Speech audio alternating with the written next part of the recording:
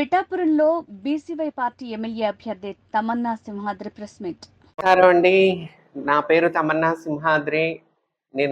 మీకు అందరికీ సుపరిచితురాలనే. 2019లో నేను మంగళగిరి కాన్స్టిట్యున్సీలో స్వతంత్ర అభ్యర్థిగా ఎమ్మెల్యేగా పోటీ చేశాను. అంటే నేను కూడా ప్రజల్లోకి రావాలి, ప్రజాసేవ చేయాలని చెప్పి ఎంతో తపనతో ముందుకొస్తున్నప్పుడు నన్ను రామచంద్ర యాదవ్ గారు గుర్తించి నేను 2019 నుంచి మన పాలిటిక్స్లోకి రావటం జరిగింది. కానీ నేను జనసేన పార్టీ చాలా సపోర్ట్ చేశాను. జనసేన పార్టీ నుంచి నాకు ఫోన్ కాల్ వస్తుంది, ఎమ్మెల్యే టికెట్ వస్తుంది, మార్పు కోసం అని మన పవన్ కళ్యాణ్ అన్నగారు అనటం వల్ల ఆయన నాలాంటి వాళ్ళని గుర్తించి నన్ను చట్టసభలకు తీసుకెళ్తారని ఒక ఆశతో ఎదురు చూశాను.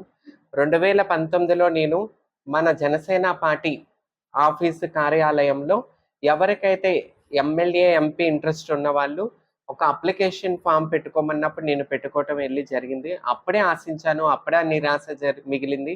అలాగే 2024లో మళ్ళీ చట్టసభలకు ఎలాగైనా నేను వెళ్ళాలి, ముందుకు రావాలి, ప్రజాసేవ మీద నాకున్న ఇష్టంతో నేను ముందుకు వస్తున్నప్పుడు మళ్ళీ 2024లో కూడా నాకు నిరాశ మిగిలింది.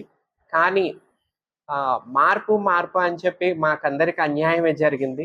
కానీ రామచంద్ర యాదవ్ గారు లాంటి వారు ముందుకు రావటం, ఆయన పార్టీ బీసీవైపీ భారతీయ చైతన్య యోజన పార్టీ నన్ను గుర్తించటం, నా పని గుర్తించటం, నా లాంటి వాళ్ళని చట్టసభలకు తీసుకురావాలని చెప్పి బీసీవైపీ పార్టీ తరఫున రామచంద్ర యాదవ్ గారు నాకు పార్టీ టికెట్ ఇవ్వటం జరిగిందండి. సో పార్టీ టికెట్ పిఠాపురంని ఎందుకు ఎన్నుకోవటం జరిగిందంటే, పిఠాపురంలో ఏదైతే మన పవన్ కళ్యాణ్ గారు కాపు సామాజిక వర్గం ఎక్కువ ఉన్నది అని చెప్పి పిఠాపురానికి ఎలా వచ్చారు, అదే విధంగా నేను కాపు బిడ్డని కాబట్టి, నేను కాపు సామాజిక వర్గానికి సంబంధించిన దాన్ని కాబట్టి వంగవీటి మోహన్ రంగా గారి పేరు కృష్ణా జిల్లాకి జగన్మోహన్ రెడ్డి గారు నందమూరి జిల్లాగా అన్నప్పుడు కృష్ణా జిల్లా పేరు మారిస్తే వంగవీటి జిల్లాగా వంగవీటి మోహన్ రంగా గారి జిల్లాగా పేరు పెట్టాలని చెప్పి వంగవీటి మోహన్ రంగా గారి విగ్రహం దగ్గర నేను ఉద్యమం చేసిన దాన్ని, రంగా గారి ఉద్యమకరాలని. సో అన్ని రకాలుగా నేను ఎలిజిబుల్ కాబట్టి నేను పిఠాపురానికి రావటం జరిగింది.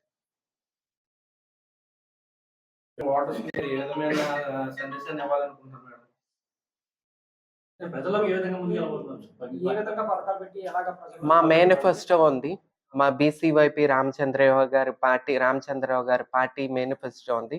ఆ మేనిఫెస్టోని మేము పబ్లిక్లో తీసుకెళ్ళి కొత్త ప్రజాస్వామ్యంలో మార్పు కోసం రామచంద్ర యాదవ్ గారు రావాలనుకుంటున్నారు. సో ఆయన ఆశయాలను మేము ప్రజల్లోకి తీసుకెళ్ళటానికి కృషి చేస్తాం.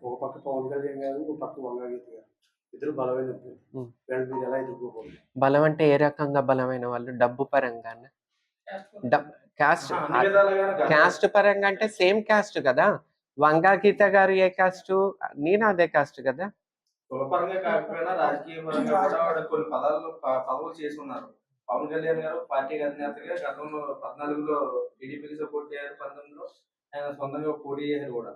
అలాంటి వ్యక్తులు అంటే రాజకీయంగానే ఆర్థికంగా అన్ని విధాలుగా బలమైన వాళ్ళతో మీరు ఏ విధంగా ఎదుర్కోబోతున్నారు? అదే కదా, ప్రతిసారి వాళ్ళే రాజ్యం వెళ్ళాలి, వాళ్ళే పాలించాలని రూలే కదా. కొత్త వాళ్ళకి అవకాశాలు ఇవ్వాలి, కొత్త వారు రావాలి చట్టసభలకి.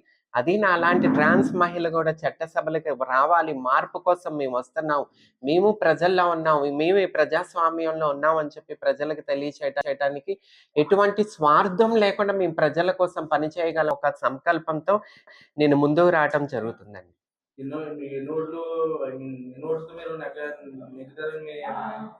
ఎన్ని ఓట్లు అంటే నెగ్గటానికే ప్రతి ఒక్కరు ఎవరైనా రాజకీయంగా వస్తున్నారు, రాజకీయాల్లోకి వస్తున్నారంటే ప్రతి ఒక్కరికి ఒకే ఆశ ఉంటుందండి, చట్టసభలకు వెళ్ళాలని చెప్పేసి.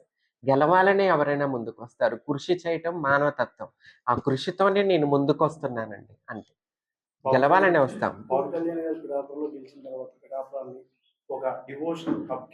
అదే కదా మా మేనిఫెస్టోలో కూడా అదే ఉంది. మన మేనిఫెస్టో కూడా చెప్పండి.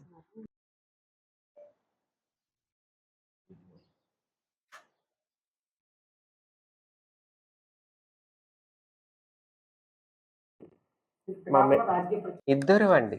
ఇక్కడ పవన్ కళ్యాణ్ గారు ఒక్కరే లేరు కదా, ఇద్దరు ఉన్నారు కాబట్టి. ప్రచారం జరుగుతుంది మేడం ఈ నియోజకవర్గంలో అసలు పవన్ కళ్యాణ్ ఓడించడానికి మిమ్మల్ని దింపారు అని చెప్పేసి ఎవరు దింపారు? మామూలుగా అంటే అదేం లేదు. బీసీవైపీ పార్టీ నాకు టికెట్ ఇచ్చి గౌరవించారు, నన్ను గుర్తించి గౌరవించి వాళ్ళ పార్టీ టికెట్ నాకు ఇచ్చినప్పుడు వాళ్ళు నా తండ్రి మీద పోటీ చేయమన్నా సరే నేను చేయక తప్పదు. పిఠాపురంలోనే మిమ్మల్ని ఎన్నుకోవడానికి కారణం ఏంటి మేడం? నా పార్టీ ఆదేశం అండి, నా పార్టీ నాయకుడు ఆదేశం. రేపు నా తండ్రి నిలబడినా, నా అన్న నిలబడినా కంపల్సరీ నన్ను గుర్తించి నన్ను గౌరవించిన పార్టీ నన్ను ఎక్కడ ఆదేశిస్తే నేను అక్కడ పోటీ చేయటం. వచ్చామండి, కంపల్సరీ వస్తారు, అందరు కలిసి పని చేస్తాం, ముందుకెళ్తామండి. సో ఈ రోజున అందుకే ఈ రోజు మా పార్టీ కార్యాలయం ప్రారంభించారు. కరణం చిన్నారావు గారు అనే వ్యక్తికి సరేండి, వ్యతిరేకంగా ఉన్నారు ఆయన. కలుపుకుని లేదండి, అదేం లేదు. రామచంద్ర యాదవ్ గారు అందరినీ కలుపుకుని వెళ్తారు, అన్ని సామాజిక వర్గాలని కలుపుకుని వెళ్ళటం ఆయన తత్వం. సో అందరూ కలిసి పనిచేస్తారు.